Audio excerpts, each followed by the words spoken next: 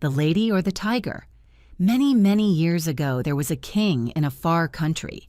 He was famous, he was strong, and he was very clever. But in his country, he had many wrongdoers.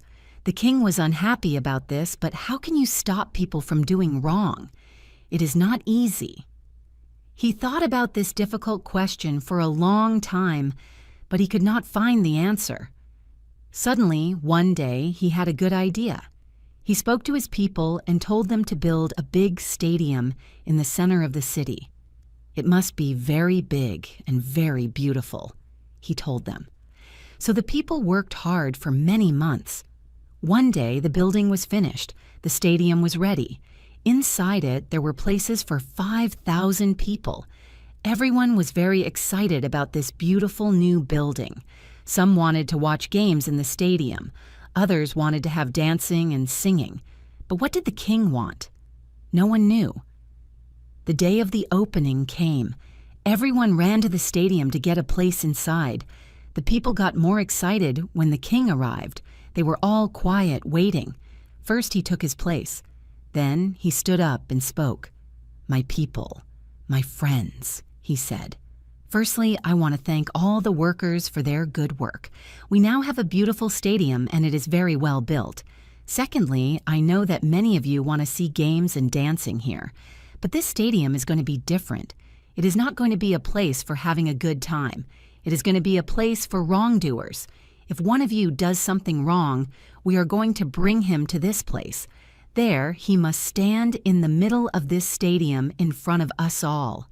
Now, do you all see those two doors, colored blue, at the far end of the stadium?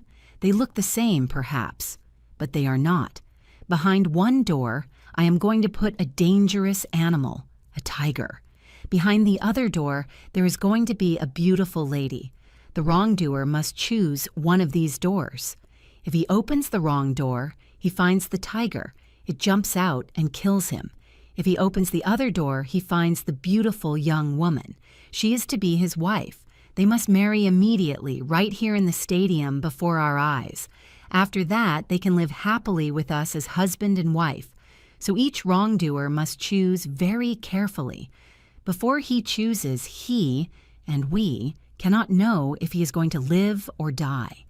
As soon as he opens one of those two doors, we all know immediately. That is my idea. So tell me, my friends, is it a good idea or is it not?" "It is good, J. King. It is very good," the people answered. But they were quiet. They were afraid. "Thank you," said the king. "Now go home. Come to the stadium again at the same time next week. Then you can watch the first wrongdoer make his choice. Every week from now on, a different man is going to choose. To live, if he is lucky, or to die, if he is not." From that day, the people came every week to the stadium to watch a different wrongdoer. Sometimes he opened the right blue door, and the beautiful lady came out. Then there was singing and dancing. Everyone threw flowers down to the lucky people and went home happily. But at other times, the wrongdoer opened the wrong door. Immediately, a big tiger ran out into the stadium and jumped on the unlucky man. In a few minutes, the tiger killed him in front of all the watching people. When he lay dead in the center of the stadium, the people went home sadly. They took their flowers with them. It is interesting that in a short time, the number of wrongdoers in the country got much smaller. No one wanted to stand in the middle of the stadium and make that difficult choice. Now there is another important person in this story. The king had only one child, a daughter. She was very beautiful. She had green eyes and long red hair, and she moved as quickly as a cat. She too was strong and clever. As strong and clever as her father. She did not smile often, but when she smiled, people were happy.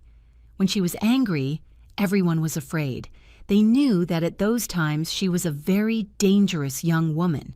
Her picture was in every home. Men, women, and children followed her when she went walking in the streets of the city. They waited to see her famous smile, and sometimes they were lucky. One day, she was out walking in a city park when she saw a young man. He was a gardener, and the park was where he worked. He was very good-looking. He was tall and strong. He had dark blue-black hair and a dark mustache. When he laughed, you could see his beautiful white teeth. The king's daughter stopped and looked at him closely. She thought that he was the most beautiful man in the world. She began to talk with him and liked him more and more. The young man could not understand. Why did the king's daughter want to talk to him? He was not important. He was only the king's gardener. But he could not take his eyes off her. As soon as he looked into her big green eyes and saw her smile, he was in love. But he knew that this love was very dangerous. He was not a rich man, not from a rich family. He could never marry the daughter of the king. But the two young lovers knew that they must meet again. They started to meet every day at times when no one could see them. Every day their love was stronger and stronger. They were very happy. Then one day the king found them together, there in the city gardens. His daughter was in the young man's arms. The king was very, very angry. He called his men. Immediately, they took the young man away and shut him in a dark, dirty room. They gave him only bread and water to eat. Now the king's daughter could not see her lover anymore. The young man lay in the dark. He knew that he was a wrongdoer and in much danger from the king. Now we know that the king's daughter was a strong young woman and that she was very clever. When her father's men took her lover away, she too saw the danger immediately. She knew very well what was going to happen next. So early in the morning, she went to the stadium. No one saw her go. She spoke to the workers there and gave them some money. "Which room is the tiger in?" she asked. They told her. "And which girl is going to be behind the other door?" The workers did not want to answer. They were afraid. "I must know," said the king's daughter. "Who is she?" "She is the daughter of your father's driver," the workers answered. The king's daughter knew her well, a young and beautiful girl with rich brown hair. But the king's daughter did not like her. She began to think hard. If my lover chooses the wrong door, he dies. But if he chooses the right door, he marries this cheap little thing, this driver's child, and I lose him to her. So I too must choose. That afternoon, the king called all his people back to the stadium again. His men brought the young man from the dark room. There he stood in the middle of the stadium, tired, hungry, and afraid. The king sat in his place above the people, and his daughter sat next to him. She did not move. Her face showed nothing. Then the king stood and spoke to his people. "You all know this gardener, my friends, and you know why he is here. He was the lover of my daughter. For many weeks I did not know that, but I know it now. What happens to a wrongdoer in our country? That too we know. He must choose the lady or the tiger. If he opens the wrong door, he must fight the tiger. If he opens the right door, he must marry the lady. So now choose, young man. Choose very carefully if you want to live and not die." The young man stood quietly and listened to the king's words, but his eyes were not on the king. They were on the face of the king's daughter. She had no smile for him today, but he looked at her eyes. Her eyes told him something. She looked down quickly at her hand, then she looked up again. He saw her smallest finger move a little to the left, and immediately he knew the door to open was the door on the left. He turned and walked very slowly to the left-hand door. All the people watched him without a sound. He put out his hand and opened the door. But here the story ends. Remember that the king's daughter was a clever young woman. She was in love, but she was angry too. Did she want her lover to meet the tiger, a fight that he must lose? Did she want him to die? Or did she want him to live and have another beautiful woman for his wife? To give him this other woman in place of her? We do not know what ideas were at work inside her beautiful head. Tell me, what do you think? Which did she choose? What was behind that door, the lady or the tiger? Miss Bracegirdle's Night of Fear. "This is the room, madame." "Oh, thank you, thank you." "Does madame like the room?" "Oh yes, thank you. It is very nice. Does Madame want anything more? If it is not too late, I want to have a hot bath." "That is quite easy, madam. The bathroom is the room at the end of this floor, on the left. I can get the bath ready for madam." "There is just one more thing. I came by train from England today, so I am very tired. Please do not bring my breakfast too early tomorrow. I want to have a good sleep tonight." "I understand, madame." The girl went off to get the bath ready. Millicent Bracegirdle was right. She was tired. She thought of Easingstoke, her hometown, now so far away. She remembered the drive to London early that morning, the train from London to Dover, the boat to Calais, then another train to Paris. By lunchtime, she was in a third train, going from Pons to Bordeaux. Now, here she was in the hotel. It was 12 o'clock at night. Why was she here in southwest France, of all places? It was all because of Annie, her younger sister. Annie usually lived in South America. Earlier in the year, Annie got ill, and now she was to have a holiday in Europe. Miss Bracegirdle's brother could not come to meet Annie off the boat. He had too much work to do in Easingstoke. So Miss Bracegirdle was the only other person. "The ship is going to arrive in Bordeaux tomorrow," thought Miss Bracegirdle, "and I am going to see Annie again after all these years." This was Miss Bracegirdle's first visit to France. She did not usually take holidays away from home. Luckily, she spoke a little French. "It is not so difficult to live in France," she thought. "The thing to understand is that it is quite different from Easingstoke." She took her things one by one out of her bag and put them away carefully. She thought about her home in Easingstoke, with flowers in all the rooms and photographs of the family. She thought about her poor brother, working so hard. She felt a little sad, but only for a minute. Her time in France was to be quite short. She was going to be home again soon. Now she must get a good night's sleep, but first that hot bath. She took off her day things and put on her nightdress. Then she picked up her washing things and went to the bathroom, closing her bedroom door quietly. She lay in the hot water and thought about the nice young girl in the hotel, getting her bath ready.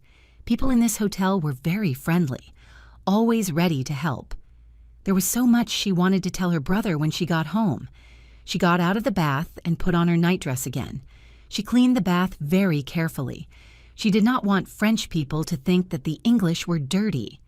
Then she left the bathroom and went back to her bedroom. She went in quickly, put on the light, and shut the door. Then one of those unlucky things happened. The handle of the door came off in her hand. She tried to put the handle back on the door, but she could not. "How do I do it?" she thought. "It is going to be very difficult to open the door now. Do I ask that nice girl to come and help me? Perhaps by now she is in bed." She turned away from the door, and suddenly she saw something much, much worse than the door handle. There was a man in her bed. She took one look at his thick black hair and his big black mustache, and immediately felt quite ill with fear. For a minute or two, she could not think. Then her first thought was, "I must not scream."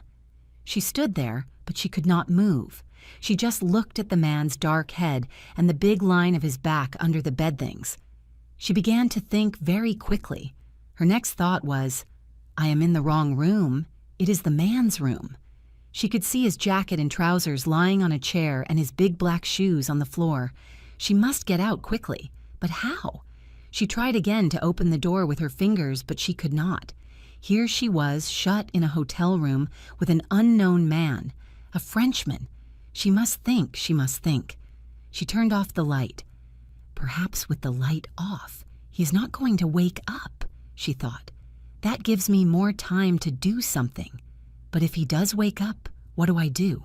He is not going to believe my story. Nobody is going to believe me. In England, perhaps, but not here. How can they understand? So I must get out of this room. By waking him? By screaming? By calling the young girl? No, it is no good. If I scream or call out, people are going to come running immediately. And what do they find? Miss Bracegirdle from Easingstoke in a man's bedroom after 12 o'clock at night. Just think of all the talk back home when my friends hear about that. And if I climb out of the window? She thought of the big, hairy man pulling her back by the legs as she tried to get out. He could wake up at any minute.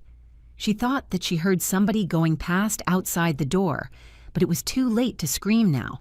Suddenly, she had an idea. It was now nearly 1 o'clock in the morning. Perhaps the sleeping man was not dangerous.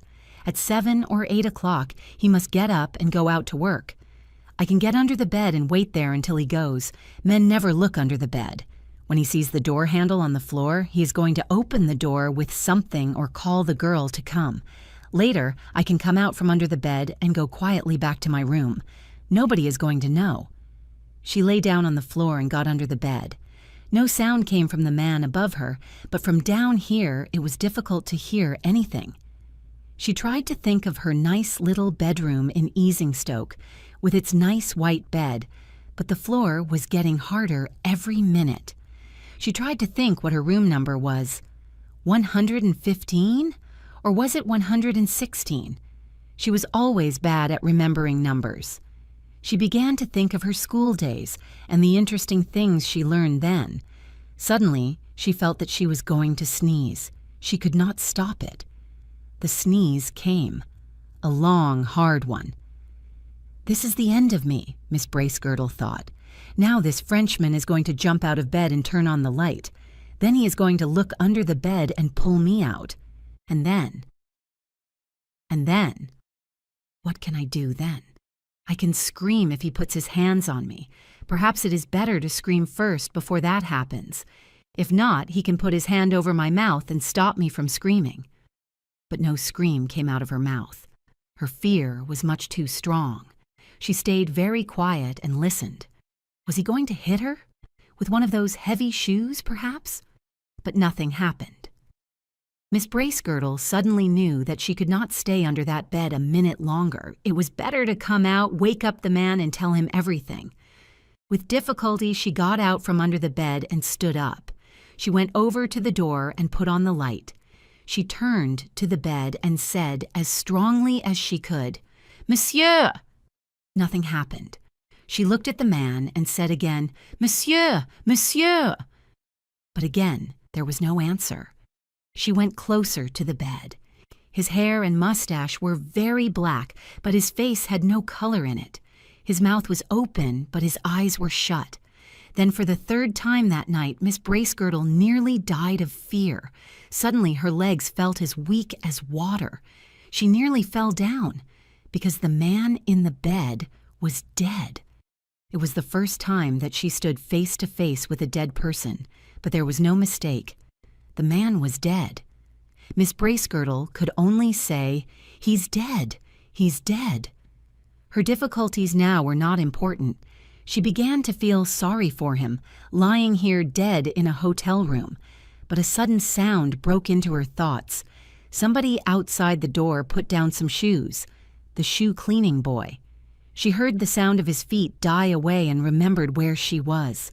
To be in an unknown man's bedroom was bad, but to be in a room with a dead man was much, much worse. If they found her here, people were going to think she killed him. A picture came into her head. The police taking her off to the police station, asking her questions, shutting her away. And her sister arriving in just a few hours' time, too. She must get out of the room immediately. "I cannot call for help now," she thought, writing back her fear. "Do something, Millicent. It is now or never." But what? She went round the room looking for something to open the door with. She could find nothing. Finally, she picked up the man's jacket. Inside it, she found a small knife. She took the knife and put it in the side of the door. Very slowly, she turned the knife and the door opened.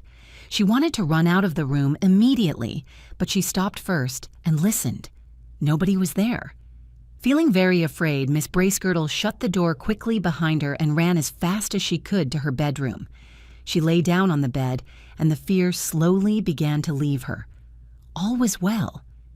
But then she had another unhappy thought. The living fear came back. Her washing things were in there.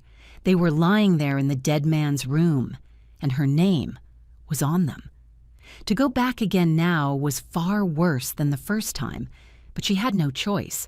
She could not leave her things lying there. If they find them, they are going to ask me how they got there, she thought.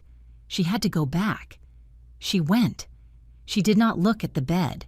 She quickly took her washing things and ran back again to her bedroom. Now that the danger was over, she suddenly felt very, very tired. She got into bed and put out the light. She lay in the dark, trying to forget her fears.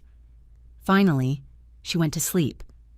It was 11 o'clock when she woke up. The sun was high in the sky and the fears of the night were far away. In the light of the day, it was all very difficult to believe. Miss Bracegirdle tried to think about other things. Finally, the young girl arrived to wake her up. Her eyes showed that she was excited. "Oh, madam," she said, "a very bad thing happened here last night. The man in room 117, he is dead. Please do not say that I told you, but the police were here, the doctor, everybody." Miss Bracegirdle said nothing. There was nothing to say, but the young woman was too excited to stop. "And do you know who this dead man was, madame? They say that he was Boldu, the famous killer, wanted by the police. Last year, he killed a woman and cut her up and threw her into the river, and last night he died here in our hotel. Mem, the room next door." "We do not know how. Did you say coffee, madame?" "No, thank you. Just a cup of tea. Strong tea, please." "Very well, madame." The girl left, and soon a man from the kitchen came with Miss Bracegirdle's cup of tea. Miss Bracegirdle thought that this was unusual, a man bringing tea to a lady's bedroom. These things did not happen. Me ism stoke. But French people were different. She thought about the man in the next room. She felt quite sorry for him now, dying so suddenly far from home. She got up, washed and dressed. After that, she took her pen and some paper and went down to the hotel sitting room. Nobody in the hotel was very excited. Perhaps they did not know about the dead man. She went to the writing table and started to write her letter. Hotel Carlton, Bordeaux, 5th September. My dear brother, I hope you are well. I arrived here late last night. The time in the train was long but quite interesting. I nearly lost my glasses, but a nice man found them for me. The people here are very friendly, but the food is quite different from English food. I am going to meet Annie at 1 o'clock. I remembered in the train that there is some fruit from Mrs. Hunt's garden in the kitchen cupboard. I forgot to tell Lizzie about it, so please tell her for me. I do not want it to go bad. This is a nice hotel, but I think that Annie and I are going to move to the Grand Hotel tonight because the rooms here are not very quiet. That is all there is to tell you for now. Be careful not to get cold.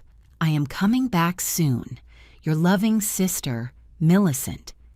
She could not tell her brother about last night, not in the letter and not when she got home. It was too difficult to say how she came to be in a man's bedroom. An unknown man, a dead man, or about getting under his bed, or about opening the door with his knife. Her brother always felt unhappy if anything unusual happened to her. It was much better not to say anything. She put on her hat and coat and went out to send the letter. The sun was warm. It was good to walk in the streets. There were a lot of people in the cafes, laughing, talking, moving about. They were so different from the people in Easingstoke. It was exciting to be in France. I was in a Frenchman's bedroom all last night, she suddenly thought. She smiled. Miss Bracegirdle walked more quickly to the letter box to send her letter. Her face was a little red, but perhaps only because it was a warm day. She put her letter in the box and waited to hear it fall inside.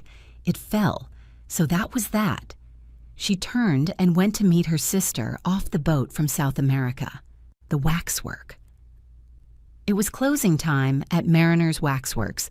The last few visitors came out in 2s and 3s through the big glass doors, but Mr. Mariner, the boss, sat in his office talking to a caller, Raymond Hewson.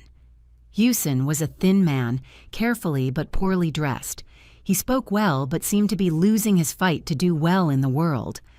Mariner began to speak in answer to a question from his visitor. "Please don't think that what you're asking for is anything new," he said. A lot of people ask to stay the night in our murderer's room. We always say no because it does nothing for us. But you are a writer. Now that's quite different. We like people to read about us. It helps to bring in more visitors and more money." "That's just what I thought," said Hewson. "I knew that you wanted my help." Mariner laughed. "Oh, I know what you're going to say next. Somebody told me that Madame Tussaud's gives people £100 to stay the night in their murderer's room. But you mustn't think that we're as rich as they are. Tell me, what newspaper do you work for, Mr. Hewson?" "Oh, I work for any newspaper that takes what I write," said Hewson carefully. "I know that I can easily sell this story. The Morning Times takes anything to do with murderers. Just think, a night with Mariner's murderers. Every newspaper is going to want that." Mariner thought for a minute. "Very well, Mr. Hewson. Let's say this. If your story comes out in the Morning Times, there's £5 waiting for you here the next day. But please understand, it's not easy what you want to do. I know all about our waxworks, you see. I walk past them hundreds of times every day. But spend a night down there with all those figures. No, thank you." "Why not?" asked Hewson. "It's difficult to say. I don't like the idea, that's all. You're not going to have an easy night, you know." Hewson knew that only too well, but he smiled, not wanting to show his feelings. He remembered his wife and family. He must work hard because of them. They had not got much money left this month.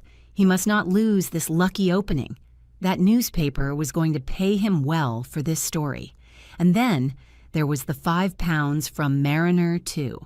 Perhaps if he wrote a good story, the newspaper had more work to give him, but he must do this story well first. "Murderers often have a hard time, but we writers have our difficulties too," he said, laughing. "Your murderer's room is no hotel bedroom, but I don't think your waxworks are going to make me too unhappy." "You don't feel afraid, then?" "Oh, no," laughed Hewson. Mr. Mariner smiled and stood up. "Right," he said. "The last people are all out now. Wait a minute. I want to tell the man down there not to put the covers on the waxworks, and to tell our night people that you're going to be down below. Then I can show you round." He picked up a telephone and spoke into it. Then he said, "There's just one thing I must ask. There was some talk of a fire down in the murderer's room earlier this evening. I don't know who said there was a fire, but it seems it was a mistake. So please don't smoke. Now, if you're ready, let's make a move." Hewson followed Mariner through 5 or 6 rooms where his men were at work covering up the kings of England and other famous people. Mariner spoke to one of the men, asking him to bring an armchair to the murderer's room. "I'm sorry, but that's the best we can do," he said. "Perhaps if you sit in the chair, you can get some sleep." He took the writer down to the murderer's room. It was a big room without much light. Hewson thought of a church. You felt you had to speak very quietly in here. But this was not a good place. It was a place for remembering wrongdoers, murderers, and the bad things that made them famous. The waxwork figures stood on small stands with numbers at their feet. He knew some of the figures, but not others. Fear stood Thurtell, the murderer of Weir. Over there was Idle Lefroy, a killer hungry for money. 5 yards away sat Vlers Thompson, known for her unusual lovers. Brown and Sennedy, the 2 newest figures, stood next to Mrs. Dyer, M.D. Patrick Mahon. Mariner showed Hewson the more interesting murderers me by one. That's Crippen, as you perhaps know, a weak little man, not very interesting to look at. There's old Vacquier. Foo can tell him by all that hair on his face. And this is— "Yes, who's that?" asked Hewson quietly. "Oh, he's the best figure in our show. Of all these people, he's the only one living today." Hewson looked at the waxwork closely, a small, thin figure only 5 feet tall. It had a little mustache, big glasses, and an unusual coat. It was easy to see that he was French. Without knowing why, he felt suddenly afraid of that smiling face. He moved back from the figure, finding it difficult to look at it again. "But who is he?" he asked. "That," said Mariner, "is Dr. Bourdette." Hewson didn't know the name. Mariner smiled. "If you're French, you remember it well," he said. For years, all Paris was in fear of this little man. He worked as a doctor by day, but at night he cut people's throats. He killed just because he liked killing and always in the same way. After his first murder, the police found some important letters. They know all about him now, and if only they can catch him. But our friend here is too clever for them. He knew the police were after him. They soon lost him. They're looking for him now all over Europe. They think he's dead, but they didn't find the body. Last year, there were 1 or 2 more murders, but the police believe that another person is now doing the killing in his place. It's interesting how every well-known murderer has his followers, isn't it? Hewson felt fear run through his body. "I don't like him much," he said. "Just look at those eyes." You find that his eyes eat into you. That's how he did it, you know. He could send people to sleep just with his eyes. In these killings, the murdered person never seemed to fight back. He's too small to kill anybody if they're not sleeping. "I thought I saw him move just now," said Hewson, trying not to show his fear. Mariner smiled. "You're going to think that you see many things before the night is over. We're not going to shut you in down here. When you feel it's time to stop, come up again. There are watchmen in the building, so don't be afraid you hear them moving about. I'm sorry that I can't give you any more light. We like to have the room dark, you understand. Now come back to my office and have a strong drink before starting the night's work." The night watchman brought the armchair for Hewson. He tried to make him laugh. "Where do I put it, sir?" he asked. "Just here. Then you can talk to Dr. Crippen when you get tired of doing nothing. Or there's old Mrs. Dyer over there making eyes at you. She usually likes to have a man to talk to. Just tell me where, sir." Hewson smiled. The man's words made him feel happier.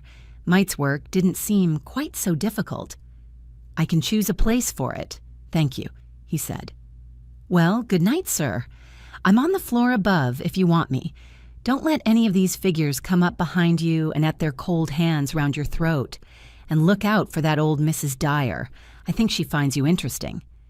Hewson laughed and said goodnight to the man. After some thought, he put the armchair with its bark to Dr. Bourdet. He couldn't say why, but Bourdet was much worse to look at than the other figures. He felt quite happy as he put the chair in its place. But as the watchman's feet died away, he thought of the long night in front of him. Weak light lit the lines of figures. They seemed near to being living people. The big dark room was very quiet. Hewson wanted to hear the usual sounds of people talking and moving about, but there was nothing. Not a movement. Not a sound. I'm on the floor of the sea," he thought. "I must remember to put that into my story." He looked without much interest at the unmoving figures all round him, but before long he felt those eyes again, the hard eyes of Bourdet, looking at him from behind. He wanted more and more to turn round and look at the figure. "This is all wrong," he thought. "If I turn round now, it only shows that I'm afraid." And then he heard another person speaking inside his head. "It's just because you are afraid that you can't turn round and look." These different thoughts seemed to be fighting inside him.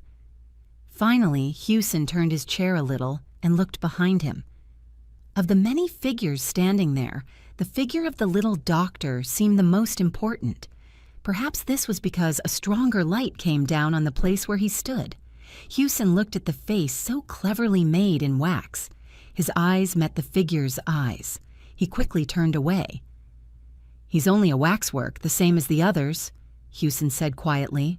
They were only waxworks, yes, but waxworks do not move. He didn't see any of them moving, but he did think that now the figures in front of him seemed to be standing a little differently. Crippen was one.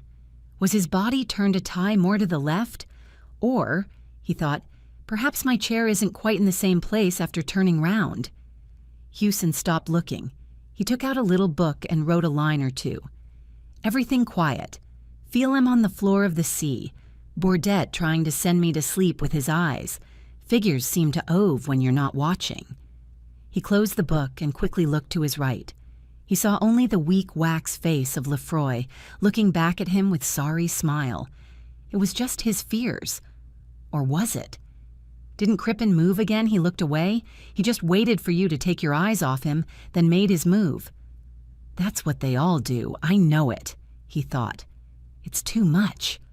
He started to get up from his chair. He must leave immediately. He couldn't stay one night with a lot of murderers moving about when he wasn't looking. Hewson sat down again. He must not be so jumpy. They were only waxworks, so there was nothing to fear. But why then did he feel so afraid, always thinking that they played games with him? He turned round again quickly and met Bourdette's hard eyes. Then suddenly he turned back to look. Crippen. Ha! He nearly caught Crippen moving that time. Third careful, Crippen. And all you others, he said. If I do itch you moving, I'm going to break your arms and legs, F. Do you hear? I can leave now, he thought. I've got a lot to write about.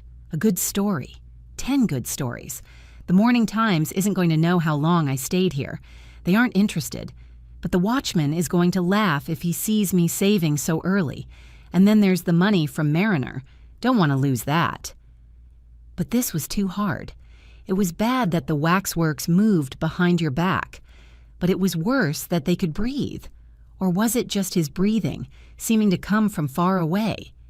These figures seemed to be doing what children do in a lesson, talking, laughing, and playing when the person giving the lesson turns his back.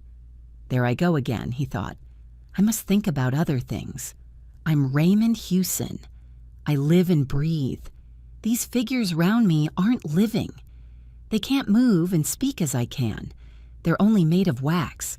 They just stand there for old ladies and little boys to look at. He began to feel better again.